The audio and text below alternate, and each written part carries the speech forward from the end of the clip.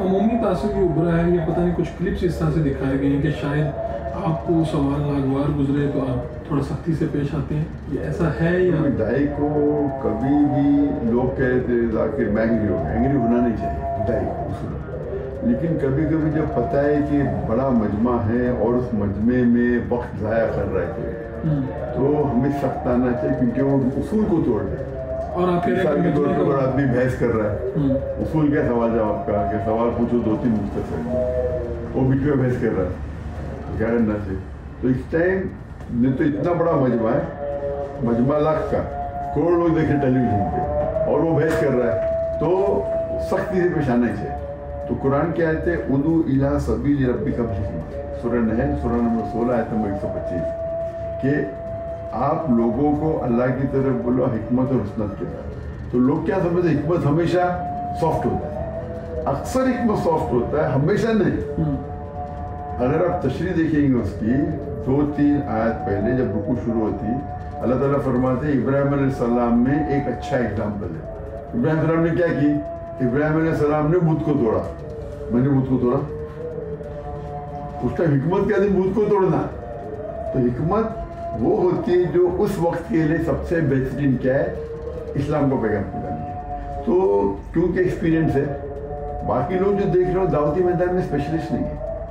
قرآن کہتا ہے سورہ نحل میں سورہ نمبر 16 آیت نمبر 143 اور سورہ انبیاء سورہ نمبر 21 آیت نمبر 7، فَاسْأَلُوا أَهْلَ الذِّكْرِ إِن كُنتُمْ لَا تَعْلَمُونَ. مجھ سے پوچھو جو ایکسپرٹ ہے.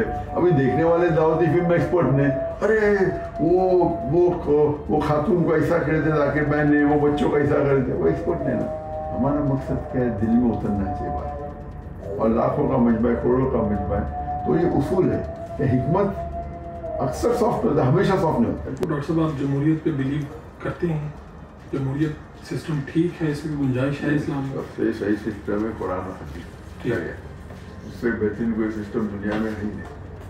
اس وقت ہمارے یہاں بھی ہیں، ہمارے یہاں کنفیوژن ہے کہ لوگ کہتے ہیں کہ جی جو ہمارے ملک میں سسٹم چل رہا ہے، پاکستان کے تناظر میں بات کر رہا ہوں، ہمارے ایک سیاستدان ہے عمران خان، وہ قید میں ہیں، تو لوگ کہتے ہیں کہ جی وہ ٹھیک ہیں جو قید کے اندر ہیں، اور پھر قرآن جو ہم نے اسٹڈی کی ہے وہ یہ ہے کہ جو حکمران ہے اس کے پیچھے چلنا ہے، اگر جہاد بھی ہے تو حکمران کے ساتھ مل کے آپ نے کرنا ہے جو وقت کے حکمران ہوں. تو کیسے تفریق کریں کہ کون ٹھیک ہے کون غلط ہے؟ جو قید میں ہے وہ ٹھیک ہے، جو باہر ہیں؟ میں تو مسافر ہوں، آپ مجھے پوچھیں کہ عمران خان صحیح کر، مجھے کیسا پتا؟ مجھے اوپر سے وہی تو نہیں آتی. میں تو آپ سے اوپر والا ایک اصول پوچھ رہا ہوں کہ غلط صحیح کی تفریق کیسے؟ تو بول دیا میں نے آپ کو، ایکسپورٹ کو پوچھو. میں تو پاکستان کا ایکسپورٹ نہیں ہوں نا، میرا کام ہے کمپیریٹیولی ٹھیک. تو یہاں کے آپ علماء سے پوچھے جس پہ آپ کو اعتبار ہے، ان سے جو آپ کو جواب دیں گے. میں تو مسافر ہوں ادھر، برابر کے نہیں. میں کیسا دیکھی کروں میں عمران خان صحیح ہے گورنمنٹ صحیح ہے؟ تو آپ کو موقع ملا تو واپس انڈیا جانا چاہیں گے اگر حالات ٹھیک ہو گئے تو؟ کیوں نہیں، حالات صحیح ہو گئے تو کیوں نہیں. بے شک اللہ کے رسول جب میں نے ہجرت کی، جی اللہ کے رسول میں ہجرت کی مکہ سے مدینہ، بعد میں واپس سے مکہ کی فتح مکہ کی نا، تو انشاءاللہ اس دن کا ہم کو انتظار ہے. مفتی تقی عثمانی صاحب فرمایا کہ اسلامی بینکاری کے ذریعے اگر آپ پیسے رکھتے ہیں اور اس پہ نفع لیتے ہیں تو یہ ایک مناسب بات ہے. ہاں اگر وہ شریعہ بورڈ صحیح ہے، اسلامی بینک کی شریعہ بورڈ میں معتبر علماء ہیں، مثال کے طور پر مفتی تقی عثمانی معتبر ہے، تو آپ اس میں جا سکتے تھے، ہو جائے گا. عام بینک کنونشنل بینک حرام ہے، اور اس کی منطق اس کی لاجک اس کی کیا ہے کہ وہ ایک آپ کو لگا بندہ انٹرسٹ دیتے ہیں. یہ جو دوسرے بینکس ہیں اسلامی بینک کے علاوہ، اسلامی بینک انٹرسٹ نہیں دیتے. اسلامی بینک انٹرسٹ دینا حرام ہے، اسلام میں ربا حرام ہے. ان لوگ ادھر پروفٹ دیتے، پروفٹ شیئرنگ دیتے، اور بہت سے طریقے، مرابہ ہے، مشارکہ ہے. تو کون سے کانٹریکٹ آپ سائن کرتے، اجارہ ہے، اس کے اوپر بیس ہوتا ہے. ٹھیک ہے، لیکن یہ سب شریعت کے رول کے مطابق ہے. تو خاتون نے آپ سے سوال کیا نا کہ بھئی کس طرح غیر محرم کے سامنے، آپ نے کہا جی ٹی وی پہ کوئی خاتون آ جائے اور وہ میک اپ اس نے کیا ہو تو ممکن نہیں کہ 20 منٹ آپ اس کو دیکھتے رہیں اور آپ کے ہلچل نہ ہو کہیں اور آپ کو اپنا علاج کروائیں. تو اس کو لوگوں میں ڈاکٹر ہوں نا. جی بالکل. اگر آپ خاتون کو دیکھیں اور آپ کے دماغ میں ہلچل ہو تو کچھ پرابلم ہے. اللہ نے بنایا اس طریقے سے انسان کو، اسی لیے اللہ تعالیٰ کہتے ہیں نظر نیچے کرو.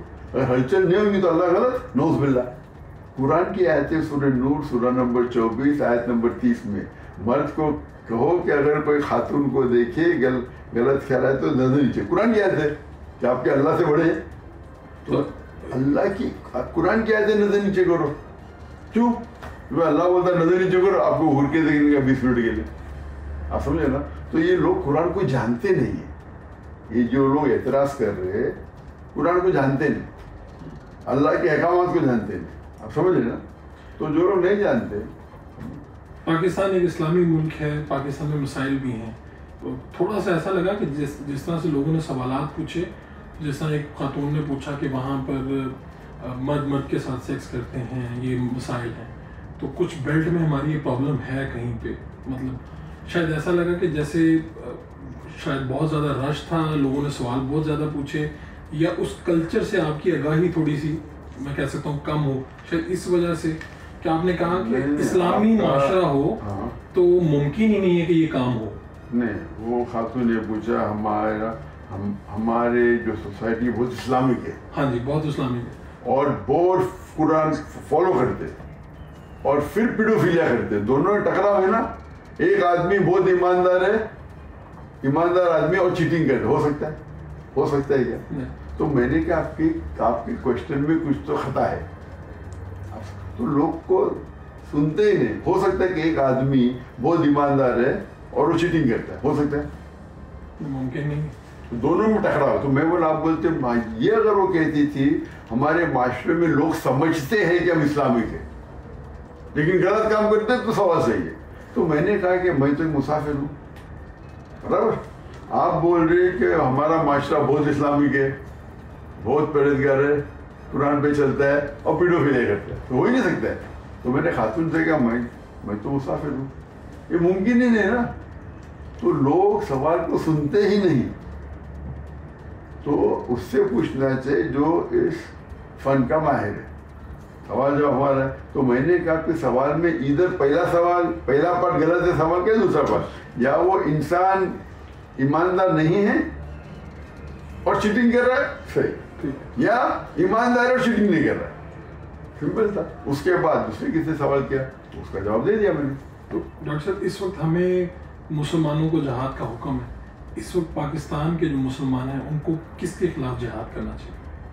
جہاد کی صحیح معنی ہے کہ جدوجہد کے اس کے اوپر لیکچر دیا. سب سے جہاد ہے جہاد فی نفس, اپنے نفس کے ساتھ جہاد, سب سے بڑا جہاد. آپ جو بات کرو قتال کی, وہ ایک ٹائپ ہے جہاد کا.